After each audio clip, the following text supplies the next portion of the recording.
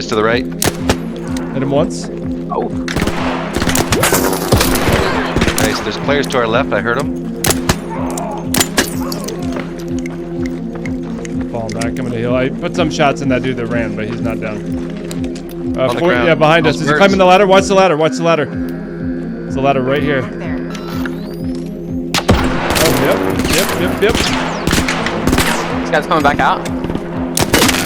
Got him. Damn. Nice. That's all of them then. Bye. Hey everybody, hopefully you're doing amazing today. In this video, we're going to go through a couple of things. Firstly, we're going to talk about the changes between Tech Test 1 and Tech Test 2 in detail. I went through these a little bit in a previous video, but we'll go through one by one, show footage if we have it, and talk through what we observed. If anything is missed that you saw, please leave it in the comments.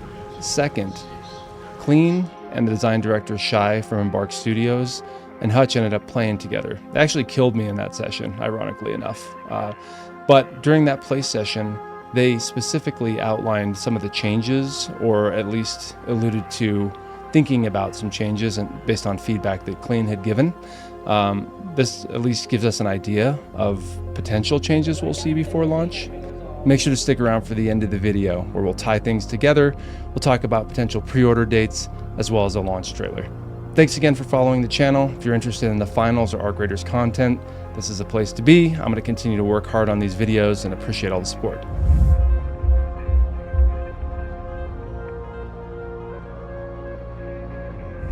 All right, so first we're going to go through some changes that were observed between Tech Test 1 and Tech Test 2. We're not going to talk about the original alpha. I was not part of that. I do not have a lot of visibility into that. I did play Tech Test 1. I can't share any of that footage, but I do have some things that I noticed, as well as I want to give credit to Bounty Boot Reddit. That's their name, Bounty Boot Reddit. That actually helps summarize all of these in the Arc Raiders subreddit. So shout out to Bounty Boot Reddit. Thank you for all your hard work on this. Definitely, I observed similar things as well as some additional stuff. So we'll go through the list right now. First, they added 3 additional arc to the second tech test.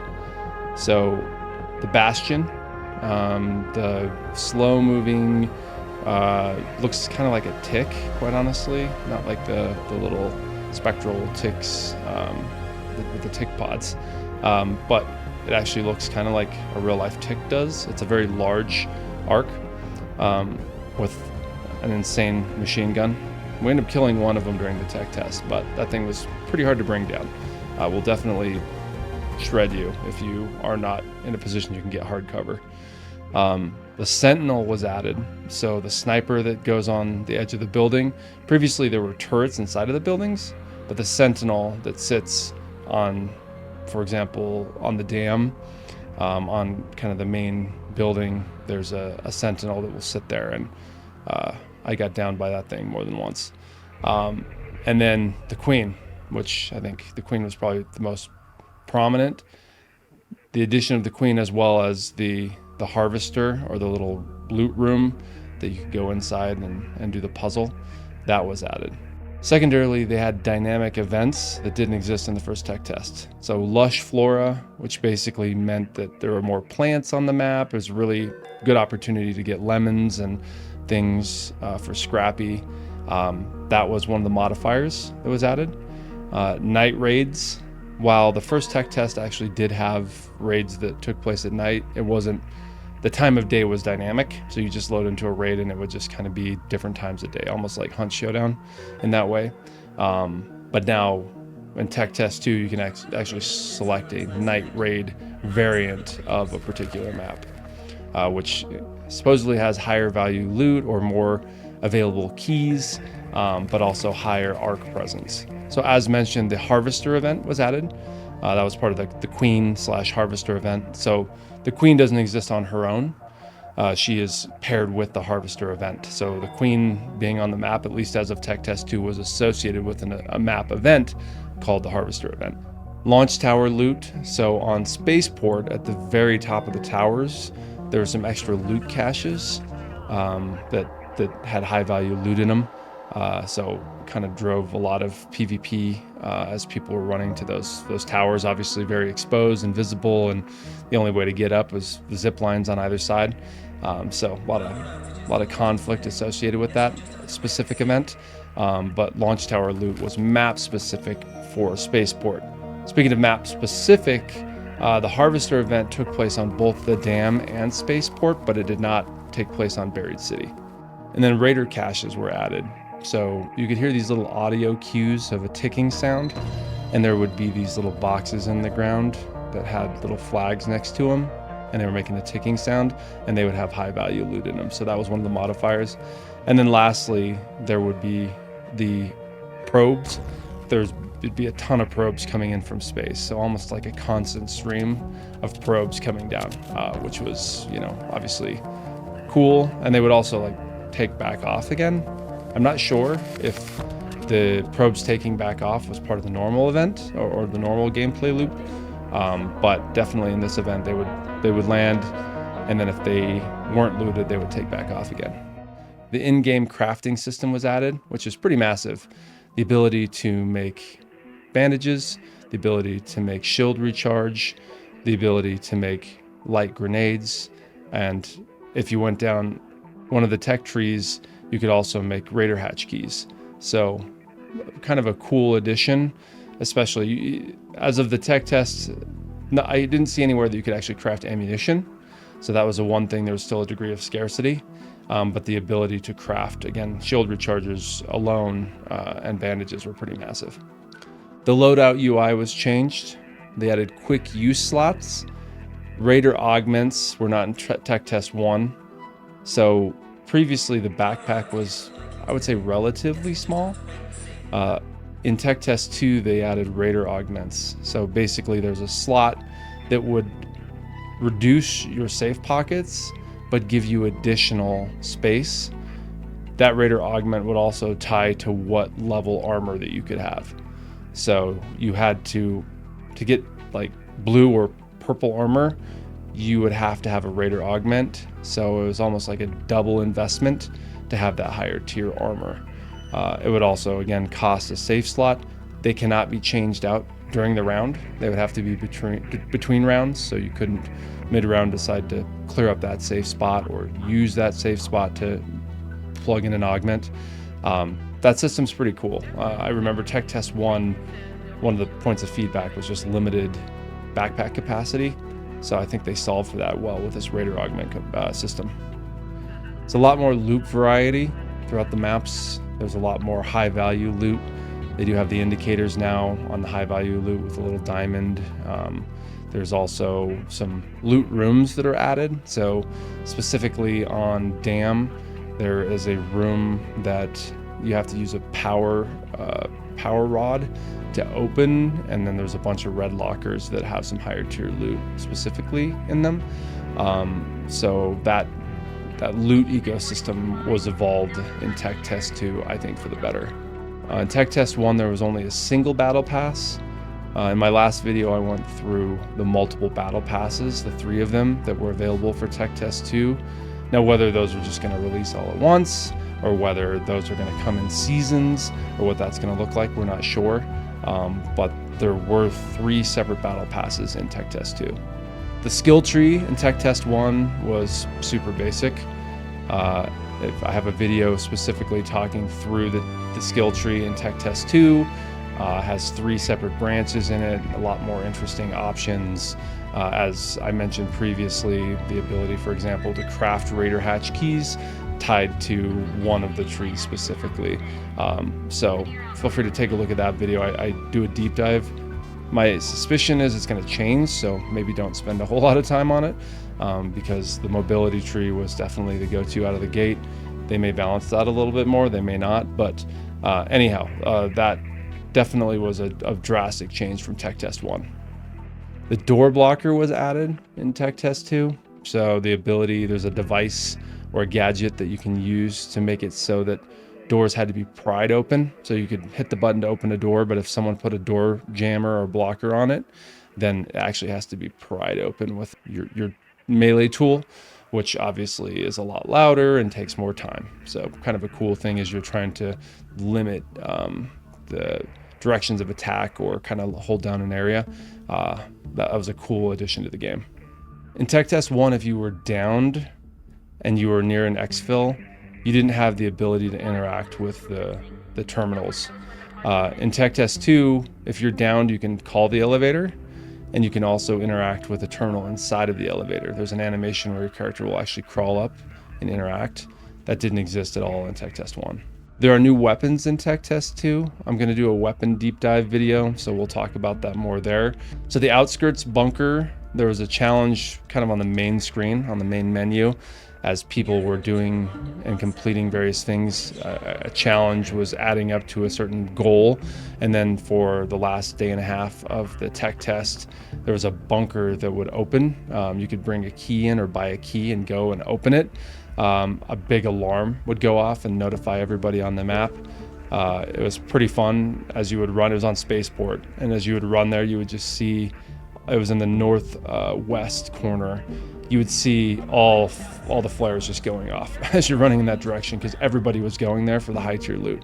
That bunker actually was moved for Tech Test 2. It was moved to a different location on Spaceport, and it wasn't tied specifically to event. So, you know, is there going to be an event when the game actually launches? Not sure.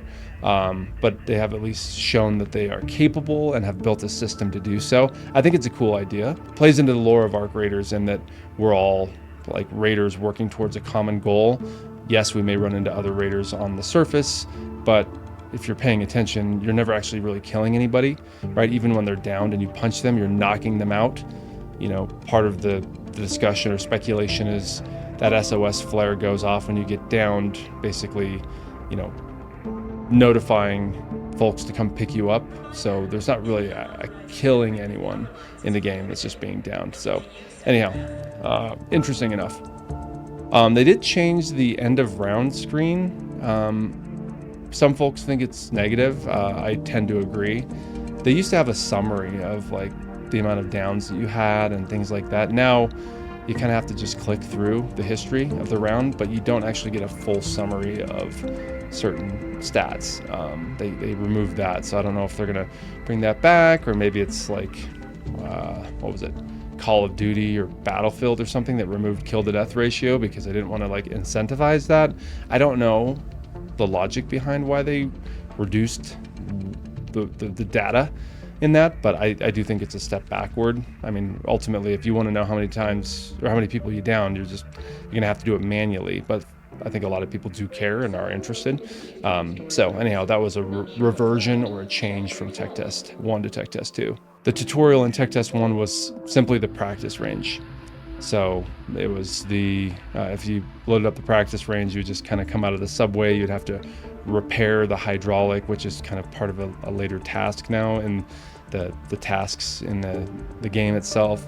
But now we have that whole tutorial at the beginning, which is cool. You have that sniper on the building at the beginning. You have the sequence where you end up getting knocked out as you're trying to pry the door open, which is always fun to see people's reactions when that happens.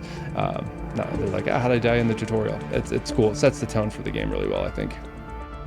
There were very little cinematics in Tech Test 1. I really did like cinematics that were unlocked through the storytelling that was done through the task system.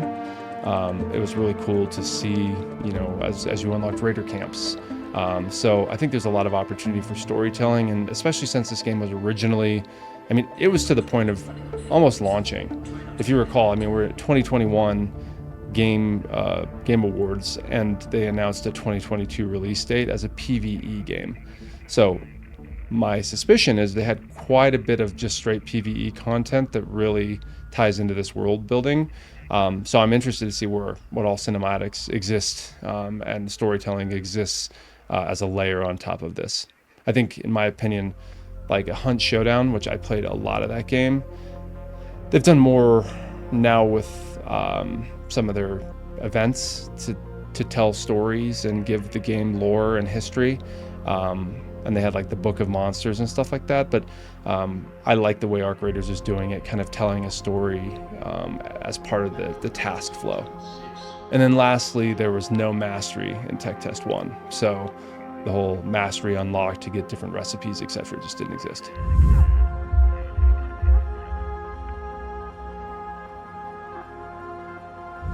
All right, next we're going to talk about the session that Klean and Shy and Hutch had together. As mentioned, they killed me during that session. Actually, it was pretty funny. There's a portion I'll show where they were taking a zip line on dam. We happened to be the ones that were inside kind of the little hallway there. I remember that, and after the fact, I remember my buddy I was playing with call out like, "Oh, that was Hutch who just killed us." And then I was looking on Klean's post-match screen, and I saw my name, so kind of cool. Anyhow, but during that session, there was a lot of questions that were asked or suggestions that were brought up by Klean or by Hutch or by their chats, and so, you know, again, this is speculative territory as to what is potentially going to be implemented. I mean, I will say Embark, at least the finals side of Embark, which there's definitely some crossover at that studio, have been extremely receptive to feedback from their player base.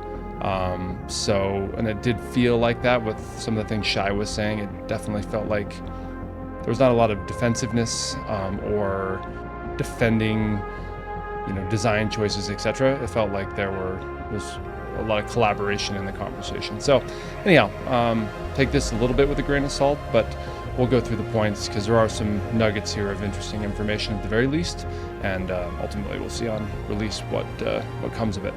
So firstly, at the time there's no confirmed release date. Now we know it is October 30th of 2025. It was to be determined whether it's going to be an open beta or not. So we still do not know. I guess we'll find out. When it comes to matchmaking, you should never be dropped into a round any later than 18 minutes into the round. If it's any later than that, then it's a bug. So the rounds are 30 minutes long. If you get dropped in at 17 minutes, it'd be a bug. So it's, you know, there's potentially 12 minutes into the round that you could be loading in, which kind of feels a lot like Cycle Frontier. Makes the servers feel alive, makes you always concerned if there's potentially still someone, you know. In Hunt Showdown, for example, you can kind of count how many people you've killed and the bodies to know if you have the server to yourself or not.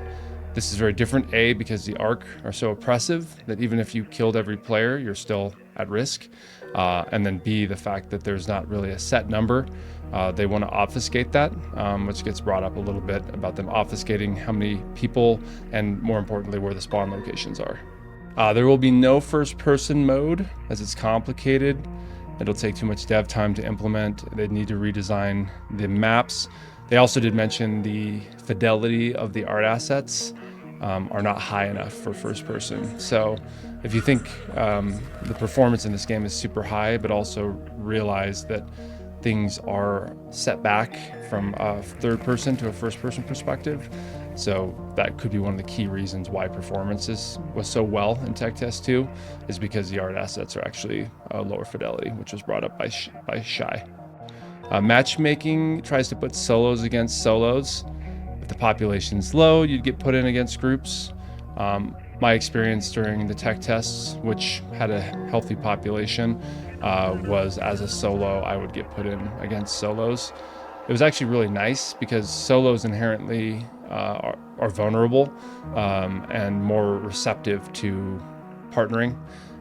There's many times that I'd have conversations with people in prox chat. They would shoot at me. I would forgive them. I would let them know that if they wanted to continue, I would kill them. When they were downed, I would defib them sometimes and get them back up, and we would run together. So that happened a lot less when I was in a team environment where you're 3v3 or 2v2. But as solos, I think the vulnerability of being a solo really played in, almost felt like a different game in some ways.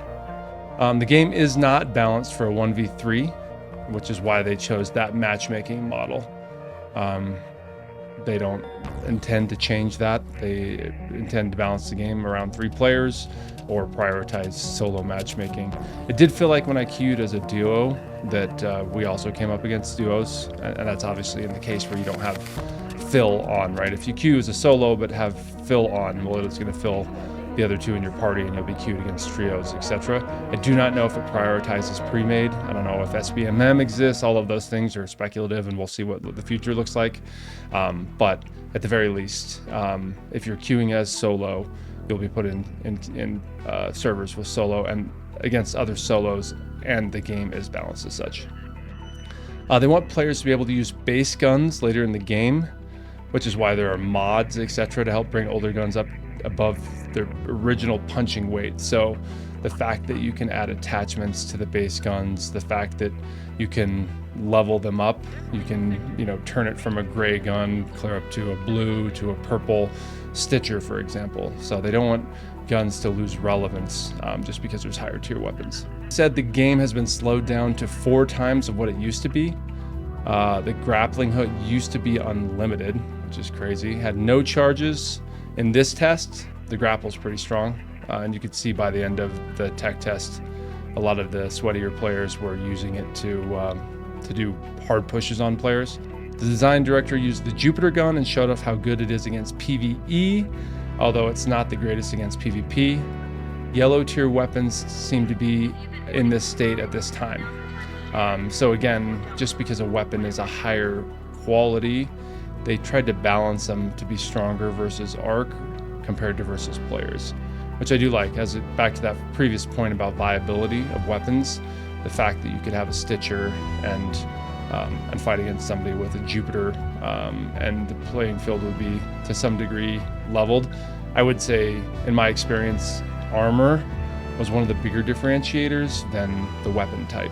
If you're wearing purple armor or blue armor compared to green armor or no armor, that would make a significant difference versus the punching power of the weapon. The design director pointed out that making an extraction shooter approachable and casual is one of the pillars of this game's design. So their intention is to make a approachable and casual extraction type game. I think they coined it as an extraction adventure. They were asked about making shields indicate what level the rarity was, or a bigger way to tell when the shield was broken. You can see 1, 2, and 3 antennas on the shield. I mean, you have to kind of squint to look depending on how far people are away. Shai did say it's a constant challenge that seems like something they will be iterating more on, changing the sound effects so players can tell the difference, etc. You can tell, like when you've, for lack of a better term, cracked someone, right? Call of Duty terms. But if someone's armor is cracked, like if you're listening, you can see, you can hear when that happens. But you cannot tell whether they have purple armor on, blue armor on, or green armor on. They discussed a little bit about that, but they did mention how that was totally subjective to what angle you're shooting them from anyway, to whether you even see that color. In the tech test too, Rocketeers didn't have an ambient sound. That's why they would sneak up on people. So as they're flying around, they didn't really make a noise. So that was interesting. Klean asked about proximity loot. So if something was on the ground, there was an area where you can drag to drop stuff from your inventory. When you had your inventory screen up on the left-hand side, there was a mention of whether the ability to hit tab to bring up your inventory and see things within proximity were added. Shai was open to the idea, but there was not anything decided on. One thing you'll notice in this game is the animation is second to none. You have different animation cycles when you have heavier damage taken. Your walking animation changes if you have lower health. Depending on how far you fall, the animation is different. They've done a really good job, so it's just specifically mentioned here. There is a headshot multiplier, but the numbers were not specifically given. There's a drawbridge on the dam that could be lifted up to deny access. I never ended up seeing that when I was playing, but I did see it in a video after the fact. The Queen has multi-targeting. So they were watching another group fight the Queen, and she shot rockets at their group. Shai mentioned that she has multi-targeting abilities, which I also experienced. They discussed making ziplines destroyable. At the moment, there's no system. I agree that that would be a strong change, a la the finals. Now, whether ziplines that are part of building design should be destroyed versus player placed, my opinion is, unlike the finals, you don't have a bounce pad or the ability to, or the unlimited zip lines, for example. So the fact that someone could be on top of a building and break the zip line and there's no way to get to them, I think wouldn't really work. So I think any sort of permanent zipline should remain, and I'm sure that's where kind of the balance comes in for them. He confirmed that they deliberately have limited the scoped guns to just one sniper. They're favoring the brawler type weapons. We'll see what the lineup looks like at launch, but yes, did notice that there was definitely a lack of scopes in the game overall. I think everyone probably at least sold one gun while trying to repair. This was discussed with like a confirmation dialogue on the cell box. Staged reloads are confirmed to be in the works. The mastery system is likely to be iterated upon. For example, to get the snap hook, these items include the small rusty destroyed hornets, wasps, etc. There was some talk around a community-driven market. There's speculation. Shy said no future talk, so not sure if they're going to go down that path or not. Obviously, that's a choice. I'm sure it's a very polarizing choice too, but there's not an official word on that. One comment that was made is they don't believe there's a legendary shield in this test. Several times there's an indication that this is definitely not the full game, but a definitive size or number is never given. And we've seen that since. Obviously, in the latest trailer, we've seen at least one new arc, a new map type, or new map, I should say. Definitely this was a slice of the game. What percentage, we don't know. You know, again, that goes from weapons to maps to arc to shields, etc. So we just don't know. It did confirm all the guns are not currently in the test. Not having prone is a design decision, at least for now. They don't want people laying in ditches, camping, etc. Guns don't have any damage fall off at range except for shotguns. They want to avoid a situation where players can solve the game by learning player spawn locations like Tarkov. He would also not comment on lobby player numbers for the same reason. The streamers had guessed 15 to 18 is a max number of players in the lobby, and Shy said they were both wrong. So we just don't know. And I just want to give a big shout out on this to user Fly on That Wall from the Arc Raiders subreddit for going through the VOD and writing this all out. So shout out to Fly on That Wall. Thanks again. All right, everybody. Thanks for sticking around to the end of the video. I think ultimately all the changes that were made between the first tech test and the second one were positive. Like I said, aside from the end of round summary, felt like a step backwards. Otherwise, the feedback from Shy seems positive. I do like how the game has one gun with a scope, for example, so it doesn't turn into a snipe fest, etc. When we look towards the future, I mean, I think one of the key things that I took away from the second tech test was I would love for the ability to reset the talent tree. There was mention that there would not be wipes potentially. That hasn't been fully confirmed. In which case we would need the ability to, even if we have to pay a lot of money, like World of Warcraft, we have to pay to respec. It would be nice to be able to obviously respec those talent trees. I think they have to go down that path, especially, you know, unless there's a world where you could get to a level that would allow you to have everything, which I don't necessarily agree with. I think specializations are actually a good thing for this game. So anyhow, let me know what your thoughts are on that.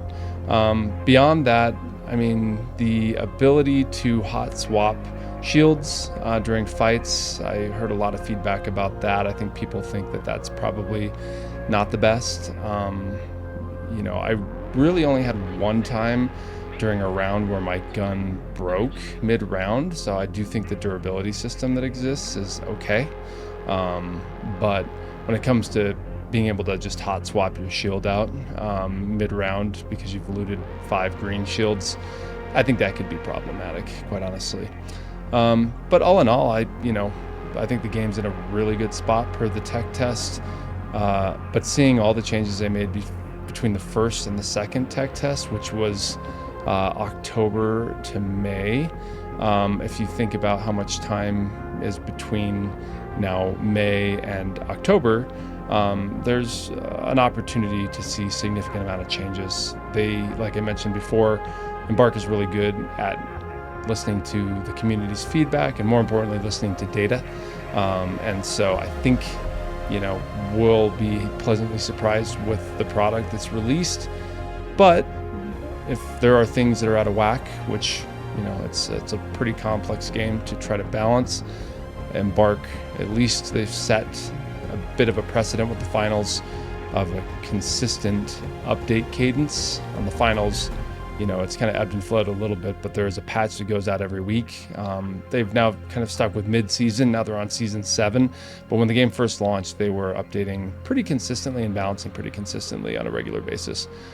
So anyhow, thanks for sticking around. I think when it comes to pre-orders, my speculation is we're going to get a pre-order date in July. Now, you know, what's that based on? Not much.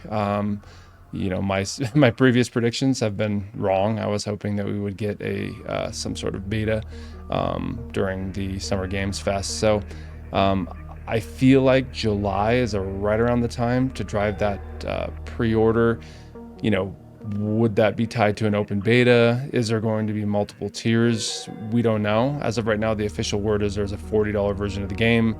You know, are they going to, with a pre-order, give you or access to the game early, or they, you know, it's hard to say because Embark up to this point has only released one game, which is the finals, which has been free to play, and it was a shadow drop. So we don't really have a precedent, which is kind of, I think, probably why people were frustrated around the fact that the Arc Raiders was not shadow dropped, is because the precedent was that that's what Embark does. So it's really hard to speculate what's going to happen next, but you know, July, August at the latest for a pre-order date, and I'm assuming with that pre-order date we'll probably get a launch trailer that gives us visibility into what the scope of the game is, how many maps are going to be total, allowing us to see maybe a broader perspective on all of the Arc. I'm assuming at that point maybe the website will start getting updated with breakdowns and things. The previous website actually did have quite a bit of data around the PvE version of the game.